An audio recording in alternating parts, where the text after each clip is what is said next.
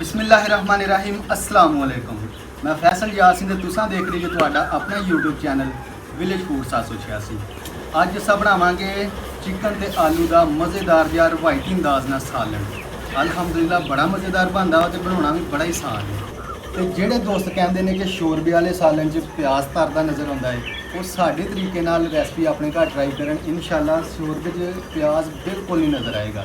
ਤੇ ਅੱਲਾ ਨਬੀ ਦਾ ਨਾਮ ਲੈ ਕੇ ਅਸਾਂ चिकन ਤੇ ਆਲੂ ਦਾ ਮਜ਼ੇਦਾਰ ਸਾਲਨ ਬਣਾਉਣਾ ਸ਼ੁਰੂ ਕਰ ਦਿੰਦੇ। ਅੱਗ ਬਲ ਗਈ, ਕੜਾਈ ਨੂੰ ਸਭ ਤੋਂ ਪਹਿਲੇ ਚਾੜਾਂਗੇ ਚੁੱਲ੍ਹੇ ਤੇ।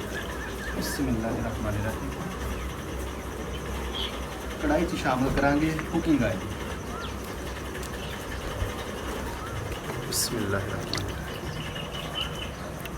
कुकिंग आयल ਨੂੰ ਪਹਿਲੇ ਅੱਛੀ ਤਰ੍ਹਾਂ ਗਰਮ ਕਰਾਂਗੇ। ਉਸ ਤੋਂ ਬਾਅਦ ਆਲੂ ਫਰਾਈ ਕਰਾਂਗੇ ਤੇ ਆਲੂਆਂ ਨੂੰ ਸਾਂ ਕੱਟ ਕੇ ਅੱਛੀ ਤਰ੍ਹਾਂ ਖੁਸ਼ਕ ਕਰ ਲਿਆ। ਤੇ ਦੋਸਤੋ ਬਾਰਿਸ਼ ਸ਼ੁਰੂ ਹੋ ਗਈ ਹੈ ਤੇ ਬਾਰਿਸ਼ ਨੇ ਅੱਗ ਵੀ ਬੰਦ ਕਰਤੀ ਹੈ। ਅੱਗ ਦੁਬਾਰਾ ਬਾਲਣੀ ਪੈਣੀ ਹੈ।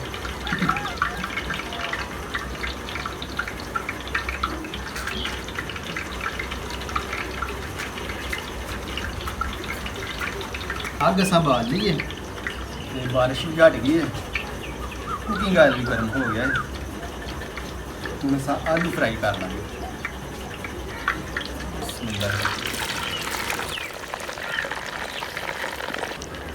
ਆਲੂਆਂ ਨੂੰ ਤਕਰੀਬਨ ਹਾਫ ਫਰਾਈ ਕਰਾਂਗੇ ਅਸਾਂ ਪਹਿਲਾਂ।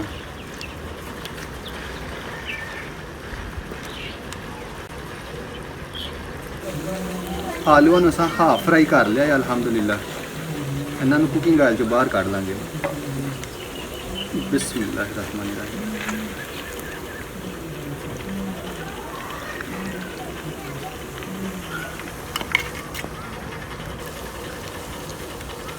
ਕੁਕਿੰਗ ਆਇਲ ਥੋੜਾ ਕੰਮ ਕਰ ਲਾਂਗੇ।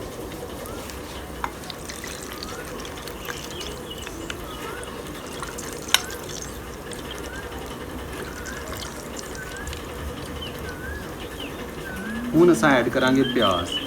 ਪਿਆਜ਼ ਦੋਸਤੋ ਜਿੰਨੇ ਸਾਂ ਬਰੀਕ ਕਟਾਂਗੇ ਉਨਾ ਹੀ ਵਧੀਆ ਸਾਲਨ ਤਿਆਰ ਹੋਏਗਾ। ਤੁਸੀਂ ਦੇਖ ਸਕਦੇ ਜੇ। ਕੁਕਿੰਗ ਆਇਲ 'ਚ ਐਡ ਕਰ ਦਾਂਗੇ।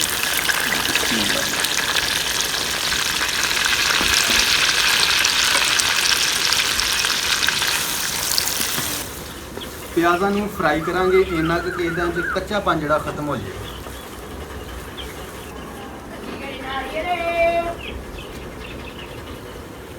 ਹੁਣ ਅਸਾਂ ਸ਼ਾਮਲ ਕਰਾਂਗੇ चिकन। बिस्मिल्लाह।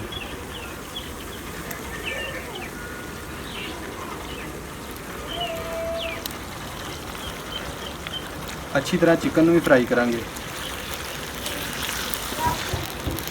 थोड़ा जिहा नमक शामिल करांगे। इस तरह चिकन बहुत ही अच्छा फ्राई होंदा है।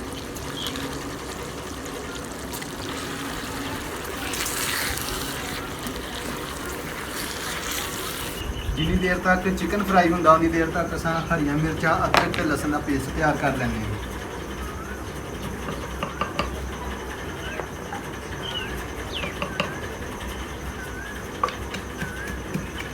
तुहाडे विच आलू ते चिकन का सालन कौन कौन शौक नाल खांदा वा, कमेंट करके जरूर दस्सिओ।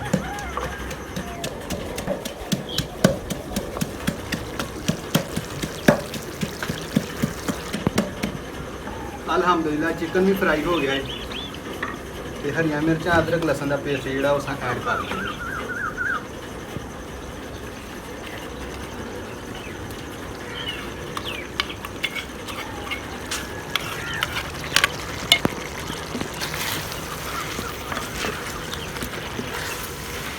टमाटर शामिल कराएंगे।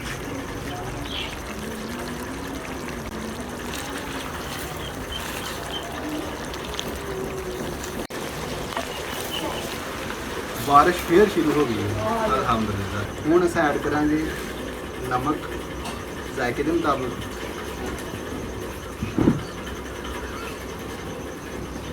काली मिर्च पाउडर आधा खाने का चम्मच, लाल मिर्च पाउडर 1 खाने का चम्मच भर के, हल्दी पाउडर आधा खाने का चम्मच,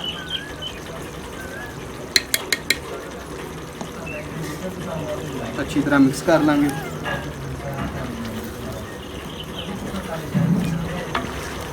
तकरीबन थोड़ा जिहा सारी शावां नूं पकावांगे। उस तो बाद असां आलू ऐड कर देंगे।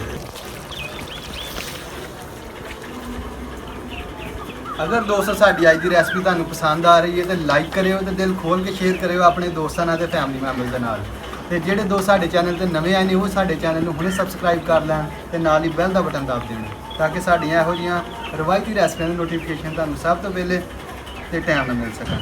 ते अल्हम्दुलिल्लाह सारियां चीज़ां बहुत ही अच्छे तरीके नाल पक गईयां ने। हुण असां शामिल करांगे आलू। बिस्मिल्लाह।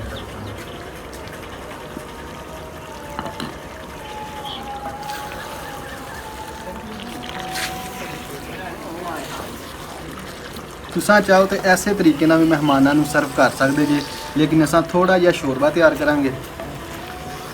अगर असां कच्चे आलू बाद च शामिल करदे तो चिकन जिहड़ा ज़्यादा गल जाना है, क्योंकि आलूआं नूं पक्कण दे थोड़ा टाइम लैना है। इस वास्ते असां आलूआं नूं पहले फ्राई कर लिया। तो हुण असां शामिल करांगे पानी। बिस्मिल्लाहिर्रहमानिर्रहीम।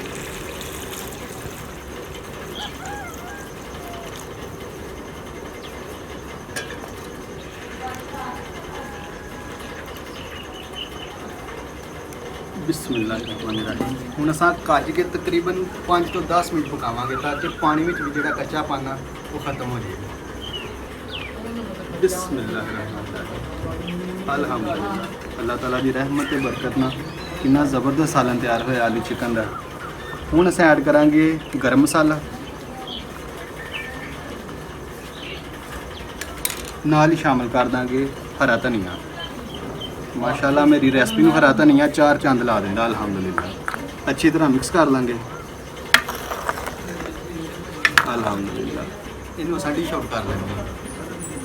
दोस्तों तुसां भी अपने घर रेसिपी ज़रूर ट्राई करियो।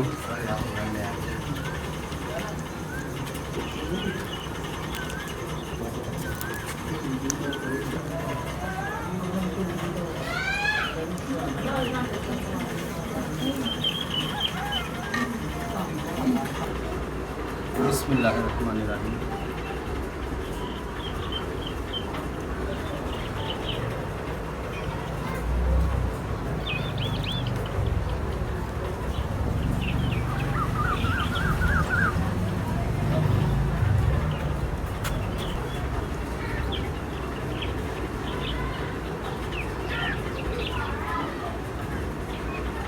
अल्हम्दुलिल्लाह ज़बरदस्त बहुत ही मज़ेदार सालन पक्का आलू चिकन का।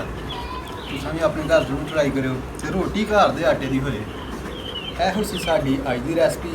अपना बहुत सारा ख्याल रखियो, दुआवां च सानूं याद रखियो। कमेंट करके ज़रूर दस्सो कि साडी अज दी रेसिपी तुहानूं किहो जी लगी है। अल्लाह ताला सब नूं अपने हिफ्ज़ ईमान च रखे। इंशाअल्लाह अगली रेसिपी नाल मुलाकात होएगी। अल्लाह हाफ़िज़। पाकिस्तान जिंदाबाद।